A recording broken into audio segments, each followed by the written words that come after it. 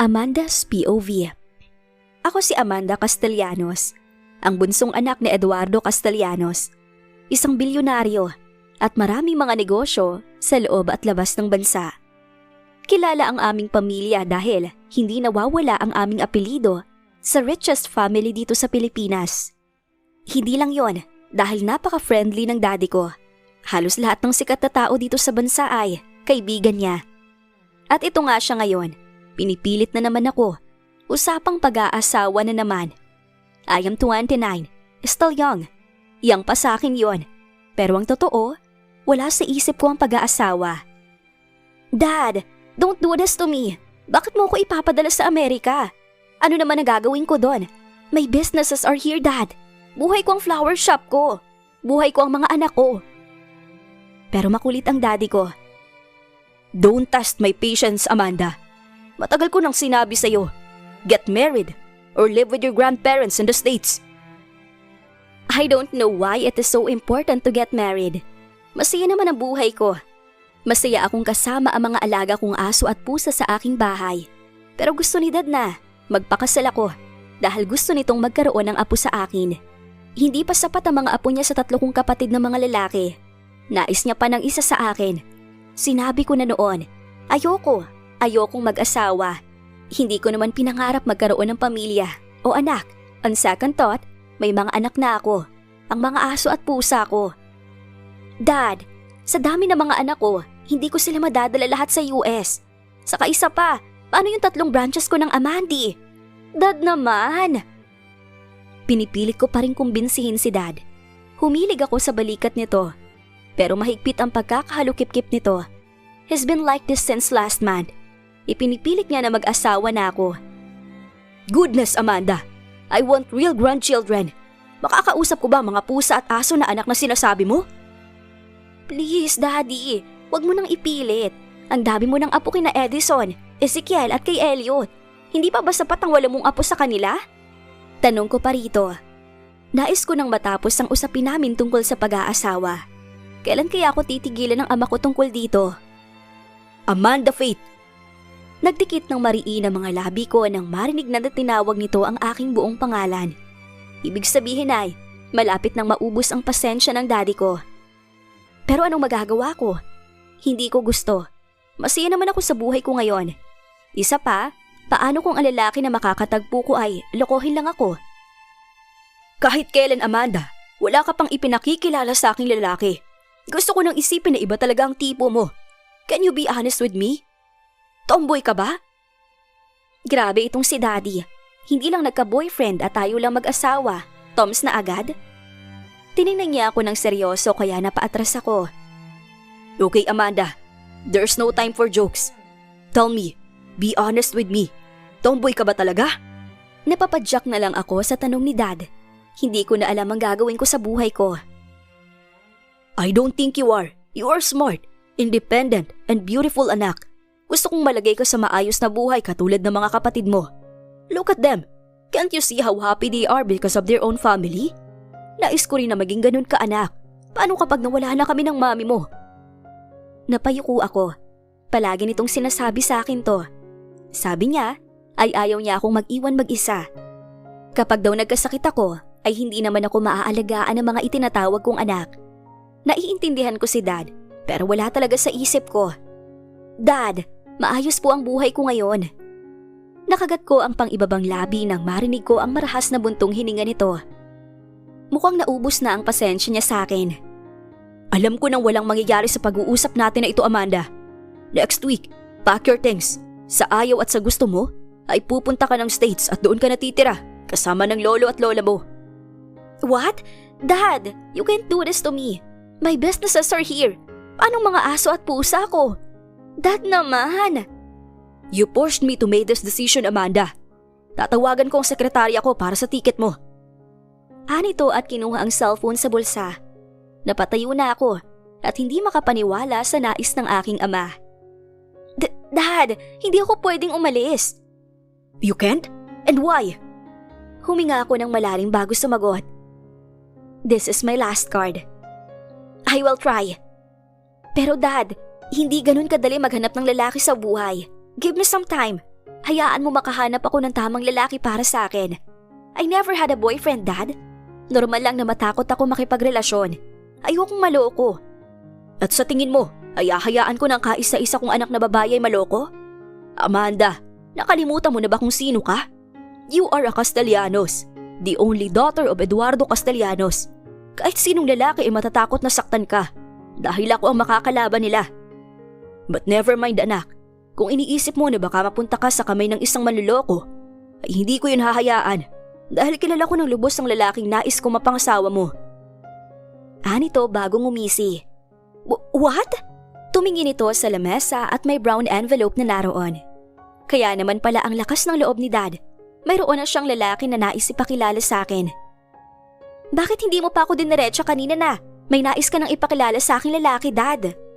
Ang haba-haba ng usapan natin tungkol dito. Dahil kabisado na kita, Amanda.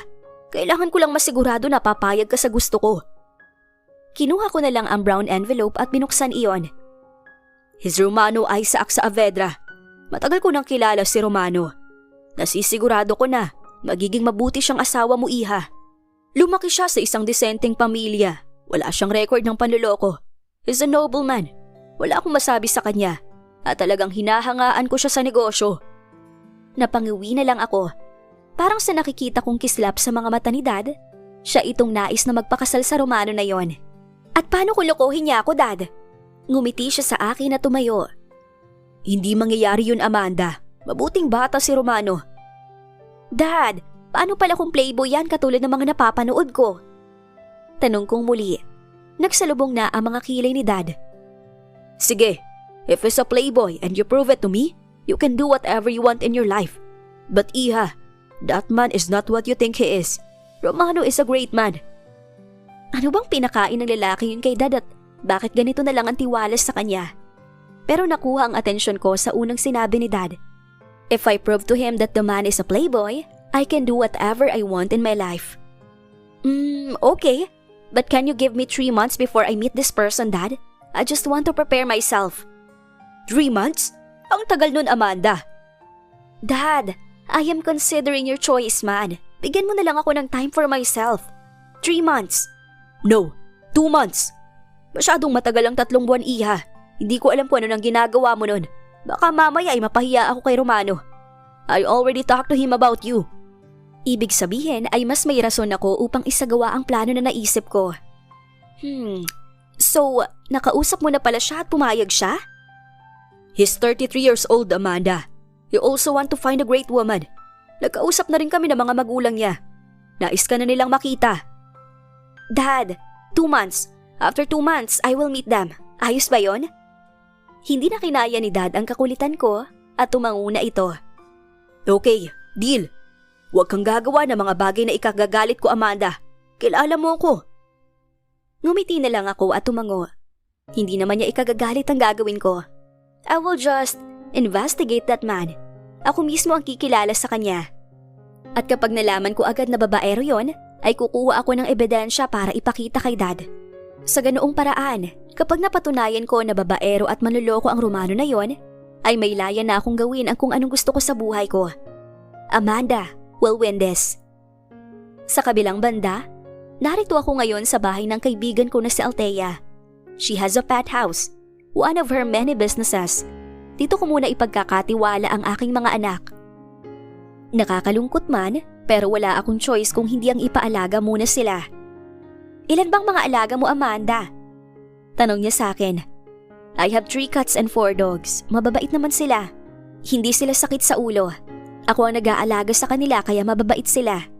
Nang haba ang uso ni Althea sa sinabi ko. Pasaway ang nanay nila at makulit. Hindi ako naniniwala.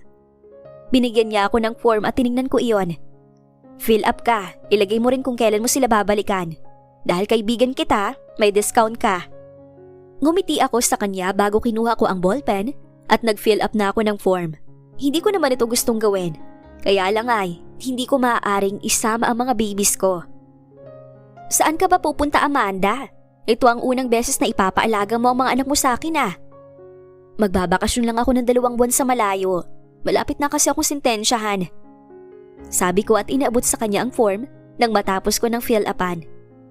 Sintensyahan? Tumangu ako. Nakahanap si Dad ng lalaking pakakasalan ko eh. Kilala mo naman ako, Althea. Naayos na ang buhay ko kasama ang mga alaga ko. Pero ayaw pumayag ni Dad. Kung ipipilit ko ang gusto ko na, wag mag-asawa, ay ipapadala niya ako sa States. Paano naman ang mga anak ko at ang mga businesses ko dito sa Pinas? Talagang gusto ni Tito Eduardo na mag-asawa ka? Sa bagay, naiintindihan ko naman na nais kanyang malagay sa maayos na buhay. At gusto niyo may mag-aalaga sa'yo. Pero hindi ko inaasahan na hahanapan ka niya na mapapangasawa ha? Nainit na talaga ang daddy mo. Sambit pa ni Althea na sinundan pa ng tawa. Ako naman ngayon ang nanghaba ang uso. Yun nga, mapili talaga si Dad. Akala ko nung una ay kakailangan ko pang maghanap ng lalaki na makakasundo ko para maipakilala sa kanya. Pero noon pala ay may lalaki na kaagad siyang nasa isip. Hindi lang yun. Nakausap na ni Dad ang binata, pati ng mga magulang nito. O siya, may meeting pa ako nga attendan, Amanda. Mauna na ako sa'yo. Yung mga alaga mo ipapakuha ko na lang sa mga tauhan ko. Ani Althea at tumayo na ito. Nagpaalam na ako sa mga alaga ko. Kahit masakit ay kailangan ko magsakripisyo para sa magandang buhay namin mag-iina. Kailangan kong makita ang kasamaan ng lalaking tinutukoy ni Dad para magbago ang isip niya at para magawa ko na ang mga gusto kong gawin sa buhay ko. Nang matapos ako sa pet house ni Althea, ay sunod akong pumunta sa main branch ng flower shop ko. Amandi ang pangalan ng flower shop ko at may 3 branch na ito ngayon. Mahilig ako sa mga bulaklak kahit na umaliit pa lang ako. Naman ako sa mami, kaya nang tinanong ako ng Dad kung anong nais kong negosyo, ay hindi na ako nag-isip pa. Flower shop ang kaagad kong sinabi sa kanya. Huwag po kayo mag-alala, Ma'am Amanda. Hindi po namin pababayaan ang flower shop habang nasa bakasyon kayo. Sabi ni Alma, ang aking manager. Nako, salamat. Tatawag-tawag ako sa inyo pag may oras ako, pero hindi magiging madalas dahil nais kong sulitin ang bakasyon ko. Nang masiguro kong nasabi ko na ang lahat ng dapat gawin, ay umuwi na ako sa aking sariling bahay. I got my own house when Amanda got at second branch. Ayaw ni Daddy noon pumayag. Ako raw ang bunso, kaya dapat ako ang maiwan sa mansyon namin. Pero naroon naman ang isa kong kapatid. At dahil paborito ako ng mami, ay tinulungan niya akong makumbinsi si Dad na magkaroon na ng sariling bahay. Masaya ako sa buhay ko. Palagi ko yung sinasabi sa mga magulang ko. But Dad is really persistent. He wanted me to have my own family, which is, I don't see in the future. Hindi ko talaga nakikita na may asawa ako at mga anak. I am happy now, and it's hard because Dad can't understand me. Nasa na ba yun? Mabilis kong inilibot ang aking mga mata sa aking silid. Hinahanap ko yung mga binili kong simpleng pambahay. Hindi ko kasi maaaring dalhin ang mga damit na meron ako dito. Puro branded yon. At masisira ang plano ko kapag may nakakita ng mga yon. Wala na talagang atrasan to. Kailangan kong mabago ang isip ni Dad at mangyayari lamang yon kapag napatunayan kong masama ang ugali ng lalaking nais niyang mapangasawa ko. Hindi ko alam bakit ang taas ng tingin ni Dad sa lalaking yon. Sambit ko na lang sa sarili ko habang inilalagay ang mga undies ko sa loob ng bag. Kahit pala pang adult na undies may design pa ng Hello Kitty. But anyway, it's cute. Pero kung tutuusin ay, isa ring mayaman ang nais ni Dad para sa akin. Katulad ni Dad ay bilyonaryo rin. Naalala ko pang sinabi ni Dad kahapon. Marami kaming matatandang businessman ang hanga kay Romano sa galing nito sa paghawak ng mga negosyo. Lalo sa pakikipag-usap, iha. Ito ang pinakabata sa mga kilala kong successful na. Kaya't siya rin ang napili ko para sa'yo. Hindi pa ako nagkakamali sa buong buhay ko. Kaya sigurado na ako sa kanya, anak. Pero ako ay hindi tinanong ni Dad kung sigurado ba ako. Anyway, nabasa ko rin sa papel na isa itong CEO. Pero hindi naman ako nai-impress sa mga lalaking mayayaman. Mayaman rin naman kami. Isa pa, I can make my own money. Ayoko ng idea na mag-asawa ng mayaman para mabilhan ako ng mga gusto ko. May sarili akong pera para sa mga luho ko. Okay, I'm ready. Nagpaalam na naman ako kina Dad at Mami na magbabakasyon sa Palawan. Hindi na nila ako hahanapin. Isa pa, ang alam ni Dad kaya ako humingi ng 2 buwan ay para mag-enjoy at magbakasyon bago ko makaharap ang lalaking nais nitong mapangasawa ko. Pero hindi niya alam na pupuntahan ko ang Romano na yon. Kailangan ko makapasok sa bahay nito at malaman ang mga gawain niya. Kailangan kong malaman kung tunay ngang mabuti itong lalaki. Dahil naniniwala ako na walang single man na hindi naloloko sa mga babae. Lalo pa at isa itong bilyonaryo. Marami tong pera. Napanood ko yun sa mga palabas. Ang mga bilyonaryo ay mahilig sa pakikipagsalo. Imposibleng wala itong ikinamang babae at iniuwi sa mansyon niya. At kapag nakakuha ko ng ebidensya na babaero ito at marami siyang babae, ay uuwi ako at ipakikita yun kay Dad. Sa ganun ay makuha ko ng kalayaan na gusto ko. Magaling at matalino ka talaga, Amanda. Bulong ko sa aking sarili. Sa kabilang banda, anong kailangan mo dito, miss? Napatingin ako sa guard. Alam ko naman na hindi ako basta-basta makakapasok sa village na to at mukhang mayaman ang mga nakatira dito. At di diretso na sana ako kaso bigla itong nagsalita. Mukha namang mabait si kuyang guard. Mauto ko kaya to? Kuya, nabalitaan ko kasi na dito daw yung bahay ni Mr. Saavedra. Mag-a-apply sana ako bilang katulong. Ani ako rito. Bumaba ang guard at nilapitan ako. Napaatras naman ako at hinigpitan ng hawak sa panyo na nakatali sa noo ko. Maayos naman ang disguise ko. Ilang beses akong tumingin sa salamin bago ako umalis sa bahay. Isang paldan lagpas hanggang tuhod ang suot ko. Nakaitim akong medyas at ang suot kong rubber shoes ay bulaklakin. Nabili ko to doon sa Alina, nakita ko kahapon sa palengke. Naka-long sleeve din ako ng damit. Ang init pero carry lang. Titiisin ko kaysa malantad ang makinis kong mga braso. Mas hindi ako paniniwalaan na mahirap at naghahanap ng trabaho. Naghahanap pa ng katulong si Mr. Saavedra? Nilingon ni Kuyang Guard ang isang kasamahan nito. Titingnan ko dito sa system. Sandali lang. Sagot ng isang guard. Ramdam ko na ang malamig na pawis ko habang hinihintay ko ang sasabihin ng isang guard. Pero nang tumingin ito sa kapwa nito guard at nag-thumbs up, ay lumawak ang ngiti ko. Thank you, Lord. Sakto pala. Nasaan ang resume mo? Tanong pa nito sa akin. Resume? OMG, wala akong dala. Resume po? Mag-isip ka ng palusot, Amanda. Bakit nga ba kasi hindi ako gumawa ng resume? Bulong ko sa sarili ko. Oo, paano ka matatanggap kung wala kang resume? Saka, saang agency ka ba? Tanong ulit ng guard sa akin. Agency? May agency pa ba yun? Dapat pala nagtanong ako sa mga katulong nila dad sa mansyon bago ako dumiretso dito. Mukhang magpe-fail ako ngayong araw Kuya, ano po yung resume? Pasensya na po kayo. Lumuhod ako sa harapan nila at nagkunwaring umiiyak. Kahit po kasi elementarya hindi ako nakatapos. Wala na po akong mga magulang. Ano po yung resume? Sinilip ko ang dalawang guard na kakamot-kamot sa hindi naman makate. Kaya mas ginalingan ko pa ang acting ko at tuluyan ang lumuhod sa sementadong harapan ng village. Napakasaklap ng buhay ko. Mag-isa na lang ako. Hindi ko alam kung paano na ako mabubuhay ngayon. Kahit isang butil man lang ng kanin na hindi ko pa natitikman sa buong araw na to. Gutom na ako. Kailangan ko po ng trabaho. Bahagya akong inangat ang aking muka at kunwaring pinunasan ng mga mata. Miss, tumayo ka riyan. Baka may dumating na sasakyan at masagasaan ka. At hindi nga ito nagkamali. Dahil biglang may dumating na isang sasakyan na itim. Mabilis ang pagliko nito at biglang bumisina sa akin. Sa sobrang gulat ko, ay muntik na akong mapahiga sa kalsada. Kabayong malaki! Sigaw ko. Ayun na nga bang sinasabi ko? Sabi ng guard at nilapitan ako. Tinutulungan akong makatayo ni Kuyang Guard at nagagalit na ito. Pero ang atensyon ko ay nasa lalaking kabababa pa lang ng itim na sasakyan. Nakasuot ito at tanggal ang 3 botones na polo. Matalim ang mga mata nitong nakatingin sa gawi namin. Pero hindi talaga yon ang nakaagaw ng pansin ko. Ang gandang lalaki niya. Sino kaya to? What's happening here? OMG! Ang lalim ng boses. Sir, narito na po pala kayo. Mag-a-apply daw pong katulong ninyo. Nakita rin naman po namin sa system na hiring for housemaid po kayo. Kaso wala pong dala na resume. Elementarya lang daw ang natapos at hindi alam ang gumawa ng resume. Sabi ni Kuyang Guard. Nang mapagtanto ko kung sino ang nasa harapan ko, ay nalaglag talaga ang pangako. Ibig sabihin, ang gwapong lalaking to na nasa harapan ko ay si Romano? Ang lalaking gusto ni Daddy na pakasalan ko? Let her in. I don't care if she doesn't have a resume. Kailangan ko ng katulong ngayon.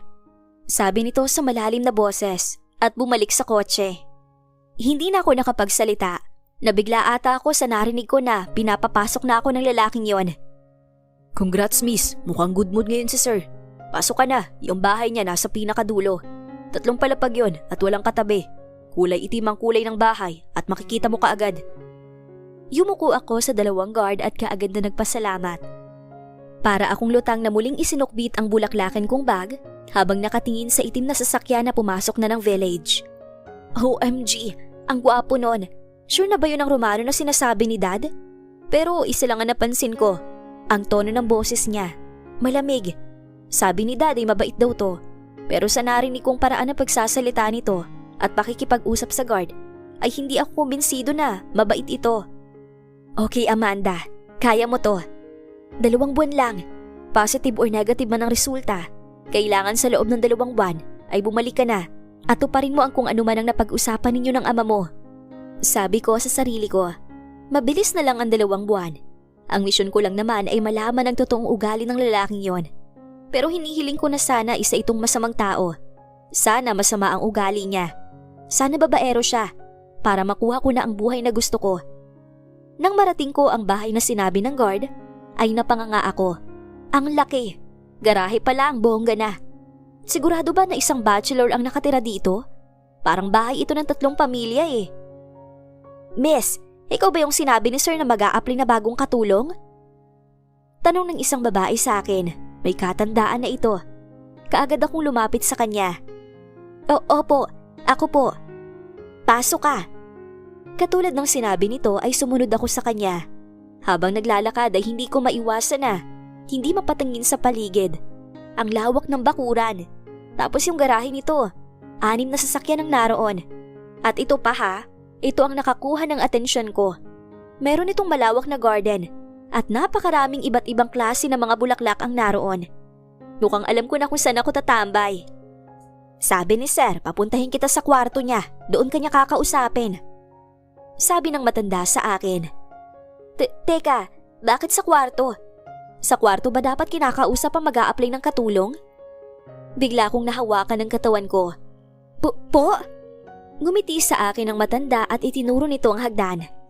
Akyat ka na. Nasa 3 palapag ang kwarto ni sir. Sa dulong bahagi. Hinihintay ka na niya doon. Hindi pa ako kaagad kumilos. Pero nang ngitian ako ng matanda, ay saka ako humakbang paakyat ng hagdan. Ganito ba talaga kapag mag-a-apply ng katulong? Sa silid ng amo kinakausap? Hindi ko alam. First time ko mag-apply. Dapat talaga in-interview ko muna yung mga katulong nila dad sa bahay. Nang makakita ako ng salamin, ay inayos ko ang damit ko at tinignan ko kung maayos pa ang bangs ko. Hinata ko rin ang palda ko para mas bumaba pa. Pati na ang long sleeve na suot ko, nakadikit pa rin ang nunal ko sa kaliwang pisngi. Super duper dikit ang ginamit ko dito para hindi basta-basta matanggal. Kung iisipin ay, malayo ang itsura ko bilang sa Amanda. Sabi sa dulo, ibig sabihin ito? Tanong ko at nakatingin sa itim na pinto. Umangat ang kamay ko at kumatok doon. Nang walang sumagot ay kumatok akong muli. Nang wala na namang sumagot at dahil nangangawit na ako ay pumasok na ako sa loob.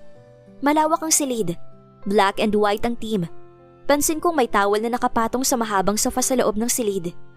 Ibinaba ko muna ang bag ko sa sofa na nakita ko at iikot na sana para makaupo ako nang marinig ko ang pagbukas ng pinto.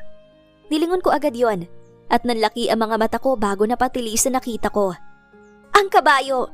Bakit ito walang saplot? OMG! Birhen pa ako! Wag po! Hindi ako makapaniwala. Ngayon lang ako nakakita ng ganyan. What are you saying? Kaagad tumaas ang mga balahibo ko nang maramdaman ko ang binata sa likod ko. Hindi ako makagalaw. Ramdam ko ito sa likuran ko. Nang aalis na ako, ay nakita ko sa gilid ng mga mata ko na inabot nito iyong towel na nakapatong sa sofa. Diyos ko! Magkakasakit ata ko sa puso. Kapag natanggap ako bilang katulong niya, mukhang palaging tataas ang presyon ko dahil sa kanya. So tell me, bakit naman ganyan ang lalaking to? Wala siyang boxer. Talagang walang kahit ano. How old are you? Narinig kong tanong niya. Pero dahil sa sobrang gulat, ay hindi ako kaagad nakapagsalita. Nakatakip ang mga kamay ko sa aking mga mata at hindi talaga gumagalaw. Pakiramdam ko kanina nang makita ko ang jolly hotdog nito ay humiwalay sandali ang kaluluwa ko sa aking katawan. Grabe. Grabe lang. Ganun palang itsura nun? Normal size ba yon? Pero hindi ko kasi alam eh. Unang beses ko makakita ng ganon. Hindi pa rin ako nakakanood ng mga ganon na video. Anong alam ko sa sizes ng mga hotdogs, no? Nakalimutan ko, miss. Sinabi ng guard kanina na elementarya lang ang tinapos mo. Ano po yun, Sir Hotdog? Kitang-kita ko kung paano kumunot ang noo niya sa akin at ang pagsasalubong ng mga kilay niya. Doon na ako natauhan sa nabanggit ko. Sinabi ko bang Sir Hotdog? Napatalikod ulit ako at kinastigo ang aking sarili. Ibinaba ko ng dahan-dahan ang mga kamay ko at napapikit ng mariin. Hindi ko pa siya ulit hinaharap. Nagugutom ka ba, miss? Seryoso ang pagkakatanong nito, pero namilog ang mga mata ko at humarap na. Sunod-sunod na pag-iling ang ginawa ko. Hindi po, kumain na po ako bago pumunta dito. Ano po ulit yung sinasabi ninyo, sir? Buwisit kasing hotdog niya. Na elementary ang natapos mo. Ibig sabihin ay hindi ka nakakaintindi ng Ingles? Nang mapagtanto ko ang sinabi nito, ay pumasok ka agad sa isip ko na huwag itong sasagutin kapag nagsalita ito ng Ingles. Sir Saavedra? Tanong ko na lang ulit. Nakita ko siya sa gilid ng mga mata ko na may kinuha sa lamesa na nasa gilid. Isang papel. Pagkatapos ay umikot ito at ngayon ay nasa harapan ko na. Naiiwas ko ang mga mata ko nang makitang ang towel sa pang-ibabang katawan lang nito ang suot niya. Wala ba itong balak magdamit? Ilang taon ka na? At anong pangalan mo? Tanong niya sa akin. 29 na po ako, sir. Sagot ko nang hindi pa rin tumitingin sa binata. Nakikita ko ito sa gilid ng mga mata ko at nakatingin siya sa akin habang ang mga kamay ay nakadipa sa likod ng sofa. Flex-flex lang? Maupo ka. May bala ka bang kausapin ako na nakatayo at hindi nakatingin sa akin? Tanong nito. Hindi ako gumalaw. Takot na lumapit sa kanya. Aba, baka mamaya kung anong gawin niya sa akin. Sino ba namang matinong lalaki ang haharap sa nag-a-apply ng katulong nang nakatuwalya lang? Tapos nag-hello pa yung hotdog niya kanina. Oh, Amanda, erase. Hindi kasi ako, sir, sanay na nakakakita ng katawan ng lalaki. Saka, tama po ba na humarap kayo sa akin na ganyan lang ang suot? Tanong ko sa kanya. Nang tumayo ito ay napatingin ako pero sandali lang yon. Okay, I'll come back. Sit down and wait for me. Tumaas ang mga kilay ko sa sinabi niya. Pumasok ito sa isang pinto na sa tingin ko ay ang silid nito. Ang kanina kasing dinaanan nito ay yung CR. Katulad ng sinabi ng lalaki, ay naupo ako. Ano bang trip ng lalaking yon? Negative na sa akin ng ganon. Bakit niya binabalandra yung katawan niya sa harapan ng kung sino? Tapos kita pa yung hotdog niya. Nakakaloka. Nangihina na yung loob ko na magpatuloy. Nakakatakot. Baka mamaya atakihin ako ng hotdog na yon. Mukhang may sariling isip yun kanina kasi gumalaw. Grabe, nakakakilabot. So, what's your name? Kaagad akong napalingon nang marinig ang boses ni Romano. Oh, may damit na siya ngayon. He's wearing gray sweatpants and black sando. Pero grabe, ang laki ng epekto sa akin na nakita ko kanina. Kasi kahit na maayos na yung pananamit nito, ay doon pa rin sa baba niya ako nakatingin. Focus, Amanda. Ang tanong ko ay kung anong pangalan mo. Sabi nito ulit. Umiling ako.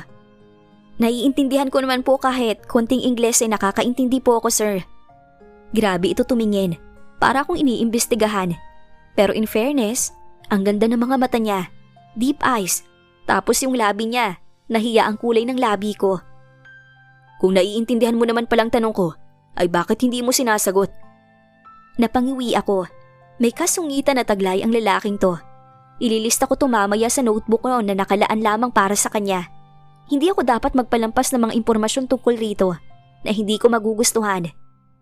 Sir, kasi syempre nabigla pa rin po ako sa nakita ko kanina. 29 ka na, hindi ba? Berhen pa? And don't tell me na first time mo makakita ng ganun. My goodness, wala bang preno ang bibig ng lalaking to? Sunod-sunod akong umiling. Hindi po ako sanay makakita ng ganun, sir. Mawalang galang na po. Pero hindi po ako ang klase ng babae na makikipagsalo ng hindi pa ikinakasal. Isa pa, kayo po ang may kasalanan sa nangyari kanina. Sumandal si Romano sa sofa bago humalukip-kip. Napatingin naman ako sa biceps niya. Alaga siguro to sa gym. Grabe. Focus nga kasi, Amanda. Bakit kasalanan ko? I am here inside my room. In my own house, woman. Kunwari ay hindi ko naintindihan ang sinabi niya. pero ikinunot ko ang noo ko. Po? Kaagad nitong hinilot ang sentido at tiningnan ako. Yung tingin niya, pakiramdam ko, may nagawa akong masama. Saka, judgmental yung pagtingin niya. Wala pa kung 1 oras dito sa bahay niya ay marami na akong ililista sa notebook ko mamaya. Hindi ko alam na papasok ka na sa kwarto ko. Sanay ako lumalabas nang walang kahit ano sa katawan. Hindi ko rin narinig kung kumatok ka.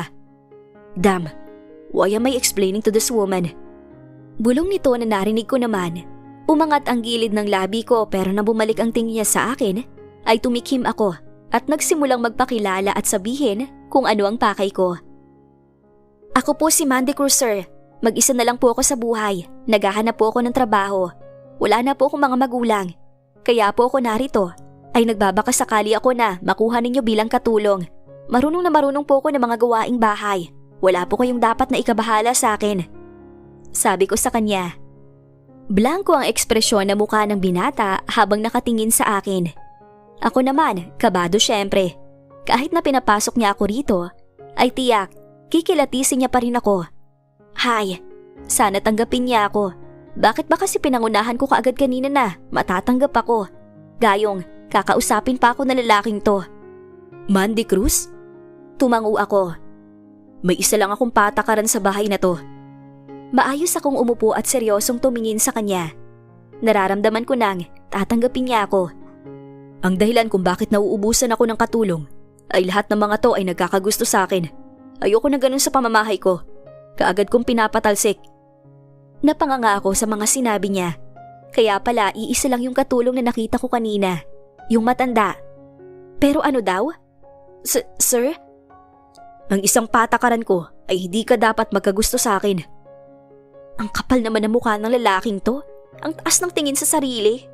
Yun talagang patakaran niya? Ang taas ng expectation ko, ha? Oo, gwapo siya. Pero baka naman nag-assume lang siya sa ibang mga katulong niya. Sa oras na malaman ko na may gusto ka sa akin, kailangan mo nang lisanin ang mansyon na to. Napaatras ako at napaawang ang mga labi ko. Ilang segundo pa ay natakpan ko ang bibig ko. Dahil hindi talaga ako makapaniwala sa sinabi niya. Ito pala ang nais ni Dad na mapangasawa ko? Napakayabang. Sir, mawalang galang na po. Sabi ko rito, hindi ko talaga mapigilan. Pero, ang kapal po ng mukha niyo.